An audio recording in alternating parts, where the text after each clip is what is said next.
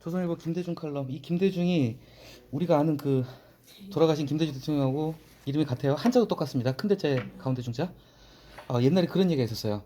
김대중이 김대중을 뭐 잡는다? 김대중이 김대중을 죽인다. 이게 뭔 소리냐면요.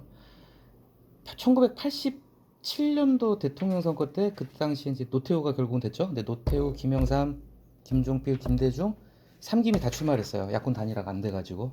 끝내 야권 단일화가 안 돼. 결국 그래서 노태우가 대통령이 됐죠.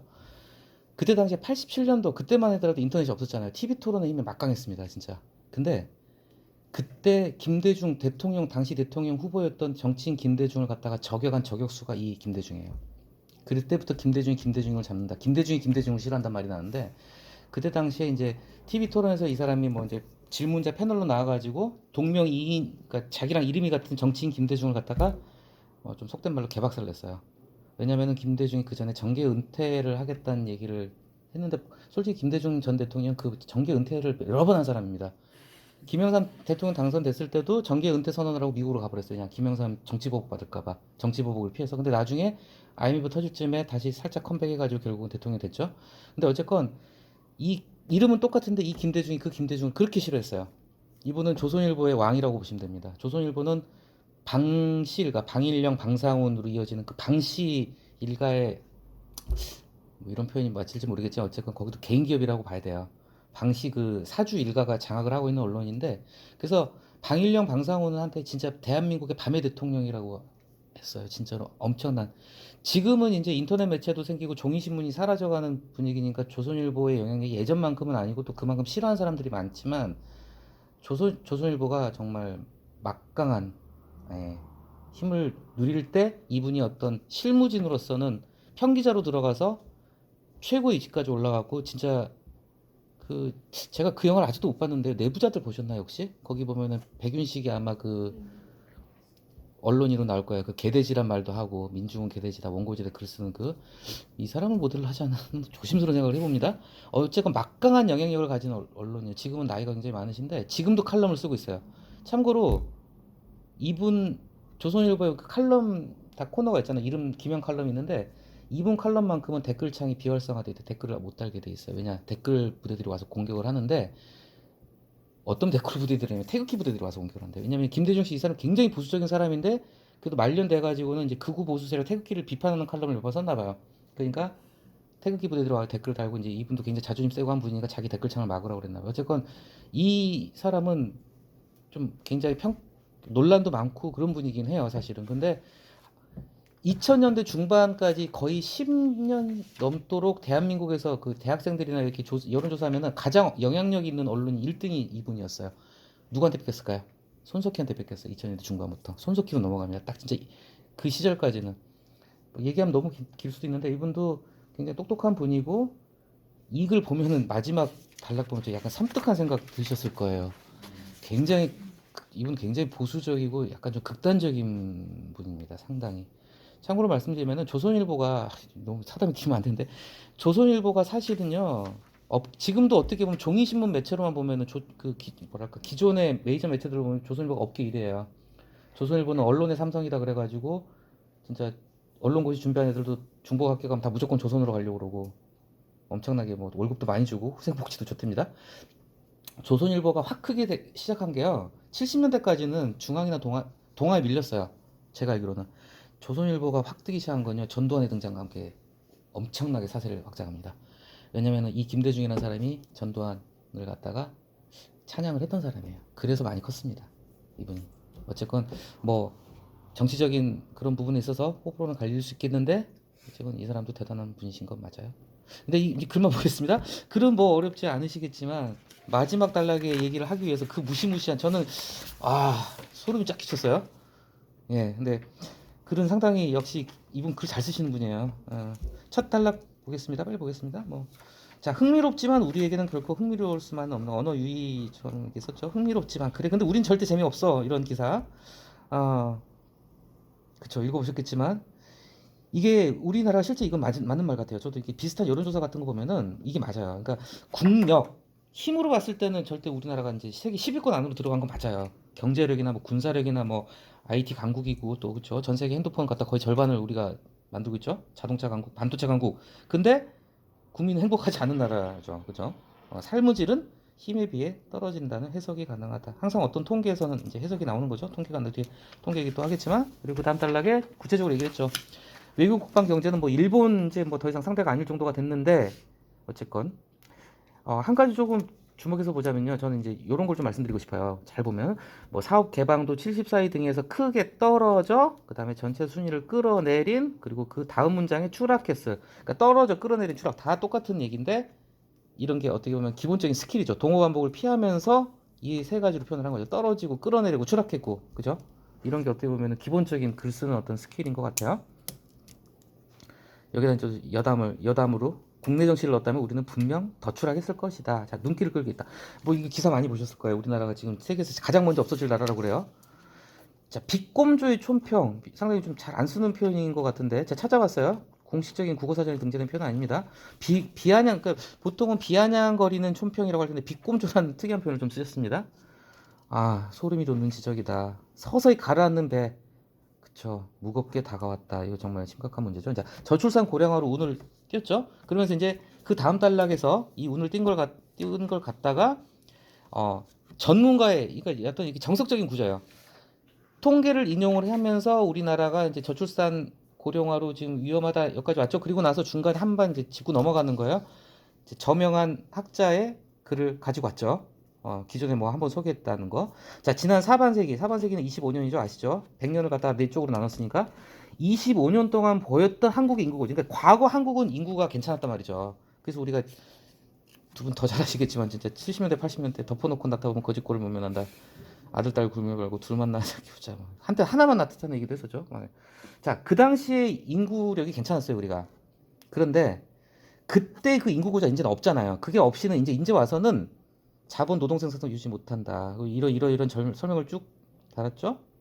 자, 어떤 문제에서도 그러니까 뭐 이런 좀 에너지, 뭐 안보, 노동력, 시장, 원자재 하나같이 한국은 이미 지금 심각하게 좀 약간 문장이 어색했어요. 어떤 문제에도에서 하나같이 앞에요. 문제에도 사이에 서자를 넣고, 그러니까 어떤 문제에서도 하나같이 한국은 이미 심각하게 위험에 노출됐다. 이러면 좀 더 문장이 정확했을 거라는 생각이 듭니다.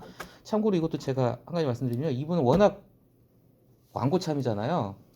이분 거는 글을 건드리지 못한대. 교육을 못 본답니다. 그래서 이런 약간 비문스러운 좀 이렇게 어디 편기자가 감히 대선배 글을 건드리겠습니까? 예. 아무튼 이거 약간 좀 문장이 어색했어요. 그래서 어떤 문제에서도 위험에 노출됐다. 그럼 조금 더 정확하지 않았을까? 예, 이런 생각이 들어요. 자, 그래서 이 피터 자이안이라는 사람의 책에서 한국을 크게 걱정을 하는 글을 썼습니다. 자, 이런 지적 앞에 이것도 뭐냐면 좋은 표현이죠.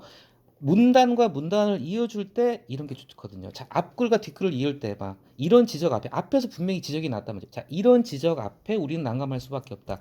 접속사를 어떻게 이어가느냐가 굉장히 어렵고 중요한 부분이거든요. 단락하고 단락을 잇는, 그러니까 이 단락 A 단락 B 단락을 딱 써놨는데 둘의 연결고리가 매끄럽지 않으면 읽을 때 굉장히 어색할 수가 있는데 이런 부분이 상당히 좋은 거죠. 이런 지적 앞에 자연스럽게 이어오잖아요. 자, 그렇죠. 뭐 여러분들 너무나 절감하시겠지만 저출산이라는 표현 쓰면 안 되죠. 저번에 과장님한테 혼났습니다. 저출생 고령 문제는 이거는 진짜 지금 뭔가를 시작해도 효과가 는 앞으로 20년 뒤에 나온다는 거죠. 지금. 그렇죠. 근데 이게 지금 제대로 지금 될 리가 있겠냐. 지금 큰일 났다. 그렇죠. 내전 상태다. 지금 이 맞는 말 같아요. 총만주 좀 서로 쏴주는 태세죠. 자, 20년, 30년 뒤 한국인 존폐 문제는 아랑곳하지 않는다. 여기서 한 가지 조금 하나 좀 배우고 넘어갈게요. 제가 찾아봤습니다. 딱 제가 이걸 보고요. 존폐의 문제에는 아랑곳하지 않는다.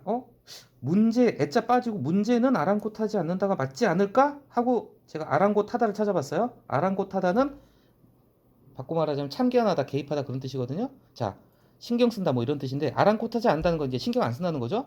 근데 재밌는 게 이 아랑곳하지 않다, 뭐 아랑곳하다가요. 자동사이기도 하고 타동사이기도 해요. 우리 국어 문법상으로도. 그래서 한국인 존폐의 문제는 여기서 는이지만 느리라고 보시면 됩니다. 문제를 아랑곳하지 않다. 타동사로도 기능을 하고요. 아랑곳하다가 아니면은 애자가 들어가면 이거는 목적어가 아니라 부사가 돼버려요. 부사어구가. 그러면 이건 자동사로서도 기능을 한다는 거죠. 지금 혹시 설명이 잘 이해가 안 되시면 한번 그 인터넷 국어사전 찾아보십시오. 아랑곳하다로 찾아보시면 나올 거예요. 자동사, 타동사로도 쓰이기 때문에 다시 말씀드립니다. 한국인의 자 존폐의 문제에는도 맞고요. 존폐의 문제는도 맞고 둘 다 맞아요. 둘 다 맞는 표현이에요. 존폐의 문제는 아랑곳하지 않는다. 존폐의 문제에는 아랑곳하지 않는다. 요거는 한번 찾아보세요. 그러면은 조금 이해하실 겁니다. 제가 좀 설명을 제가 잘 못한 것 같은데 이런 게 굉장히 좀 약간 디테일한 부분인데 저는 이 문장 읽으면서 제가 알던 상식이랑 좀 달랐어요. 이거 비문 같다 이런 생각을 했거든요. 저가 글을 썼다면 한국인 존폐 문제는 애짝 없이 문제는 목적으로 바로 아랑곳하지 않는다 이랬을 것 같다는 생각이 찾아보니까 문제에는이라고 써도 맞다는 거죠. 이건 약간 좀 고급 스킬인 것 같습니다. 자 그리고 나서 그러니까 이 글이 왜 정석적이냐면요. 이런 분들은요. 김대중 이분은 뭐 정치적으로 욕을 먹거나 어쩌거나 간에 글을 진짜 50년간 글밥을 먹은 분들이니까 전형적으로 딱 나오는 거예요. 제 생각에 이분은 진짜 자료만 기초 자료 밑에 후배들이 뽑으면 이걸 쓰는데 5분도 안 걸렸을 것 같다 그런 생각을 합니다. 자 전형적이에요. 그 다음에 뭐가 나오죠? 저출산 고령화로 가서 나중에 이 글의 구도는 그거죠. 저출산 고령화를 문제 제기를 한 다음에 결국은 나중에 단일민족 국가는 이제 무너지기 시작했다. 근데 우리는 단일민족 지켜야 돼. 그러니까 뒤에 섬뜩한 제안을 하기에 이르잖아요. 그러기 위해서 건너가야 되는 데가 있어요. 저출산 고령화가 되고 생산 인구가 모자라 없어지기 때문에 결국은 이민자 난민 문제가 남의 나라 얘기가 아니라 이미 우리는 문제가 되기 시작했죠. 뭐 개인적인 얘기해서 죄송하지만 저희 둘째를 갖다 이번에 저기 어린이집에서 유치원으로 전학을 보냈어요. 시골 그 제가 산 데가 그 좀 시골인데 한 반에 10명 중에 3명이 베트남 애들이래요. 태국 애들이래요. 어린이 놀이터 그러니까 집 앞에 공원에서 저녁 때 제가 가끔 애들 데리고 놀잖아요. 친구라고 하는데 다 이름이 어려운 이름이에요. 네, 발음하기 어려운 이름. 한국말 되게 잘해. 피부색도 다르고.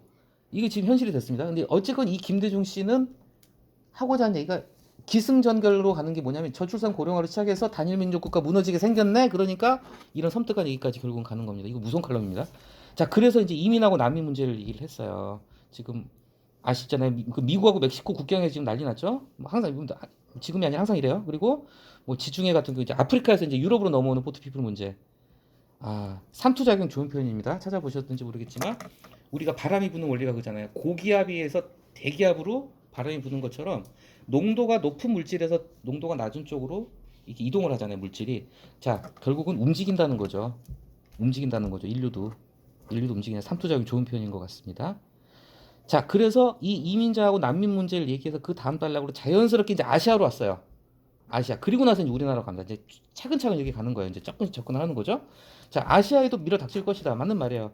서남아시아, 동남아시아 이제 빈곤한 사람들은 결국은 날도 점점 더워지는데 지구 온난화 때문에 그죠? 그럼 북쪽으로 올 거예요. 자, 그렇다면 이제 우리나라 얘기가 드디어 나오죠. 합계 추산을 0.7까지 추락했죠. 지금 이미 벌써 지금 동남아, 아프리카까지 지금 오고 있죠. 자, 인구 구조는 0.7까지 추락했으니 인구 구조는 우리가 원하든 아니든 바뀔 수밖에 없다. 자, 이제 진짜 옛날 말입니다. 제가 초등학교 다닐 때까지만 해도 교과서에 단일민족이란 말 많이 봤던 것 같아요. 백이민족, 단일민족 옛날 얘기 이제 민족의 혈통을 운이 잘 안 쓰는 표현인데 운운 하는 시대, 뭐 운이하는 시대, 언급하는 시대, 말한다는 뜻이죠. 운이하는 시대는 같다. 그쵸? 미국에서 오바마 흑인 대통령 탄생했듯이 우리나라도 이미 등장했죠. 저기 이 전전대 국회인가요? 그 이자스민 의원이 있었죠. 예. 타민족 선출직 이제 등장. 제가 봤을 때 이거 진짜 몇 년 안에 나올 것 같아요. 지방 선거도 그렇고요. 등장할 날도 멀지 않을 것이다. 여기까지만 해도 그냥 그런 그랬는데 뒤에 무서운 얘기 나옵니다. 자, 이거 이 짧은 이 그 다음 단락, 다음 문장, 짧은 문장이지만요. 이거 좀 새겨두면 좋을 것 같습니다. 저출산 고령화와 싸우는 분들의 의료적, 노동 친화적, 인구 분포적 접근 노력을 평가 잘하는 것이 아니라 했는데 이게 뭐냐면 저출산 고령화를 해결하는 방법론적인 분야들이 이것들이 있다는 거죠. 의료적인 분야, 노동 친화적인 분야, 인구 분포적인 분야 이런 거.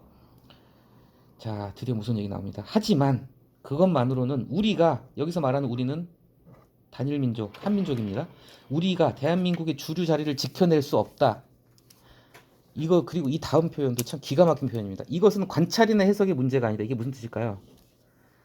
강 건너 불구경이 아니란 얘기예요. 이거 구경할 얘기, 관찰할 문제가 아니고 해석할 문제가 아니라는 거. 우리가 당할 피부로 이제 우리를 치고 들어올 문제라는 걸 얘기하는 거예요. 강 건너 불구경하면 안 된다는 얘기라는 거예요. 이거는 관찰이나 해석의 문제가 아니다. 조만간 쓰나미다. 그래서 본인 입으로 그랬어요. 극단적인 제안이라는 전제를 깔았는데 무섭습니다. 결혼 출산을 국민적 의무로 만들고 굉장히 위험한 발언이에요, 이거 사실. 뭐 제가 사고방식 잘못됐는지 모르겠지만 당연히 권장은 해야 되겠지만요. 이걸 의무로 하면 안 되죠. 이거는 독신도 엄연한 권리인데 이제 물론 유럽처럼 독일인가요? 독신세 부과한다는 얘기가 슬슬 나오고 있습니다. 저출산이 심하니까 독신세 부과를 하겠다. 그런 얘기 뒤에 말이 더 무서워요. 노령층을 더 오래 살도록 한 이 양반이 38년생이에요. 자기도 노인이면서 이런 말 할까? 아이, 뭐 자기는 벌어놓은 게 많으니까 그러겠죠. 근데 노령층을 더 오래 살도록 하는 정책에 국년과 세금을 소비할 때가 아니다. 예, 좀 깜짝 놀랐습니다. 예. 앞서 인용한 마지막 달라 보겠습니다. 그런 뜻이죠. 이 글 같은 경우도 왜 그런 교육을 안 거쳤다는 느낌이 오냐면요. 문장이 세 줄로 가잖아요. 말을 돌렸지만 다음에 컴마 한번 찍어줘야 돼요. 그래야지 좀 읽기가 편할 겁니다. 앞서 인용한 책에서 어쩌고 저쩌고 쪽으로 말을 돌렸지만 컴마 찍고 컴마가 없잖아요. 컴마 한번 찍어줘야 돼요. 그리고 나 김대중은 거기서 한국이 어떻게 세계적 변화의 물결에서 헤어날 수 있겠냐는 체념을 읽었다. 암울하다 현실은 이런 얘기죠. 한 가지만 더 말씀드릴게요. 세기적 변화 이거 상당히 좀 언어 유의 비슷하면서 좋은 표현입니다. 자, 세기적은 뭘까요? 센츄리잖아요. 100년, 200년 세기. 시간적이란 뜻입니다. 시간적. 세계적은 지구본이죠. 공간적입니다. 시간적, 공간적 변화를 갖다가 좀 멋스럽게 표현을 한 것 같아요. 세기적 변화.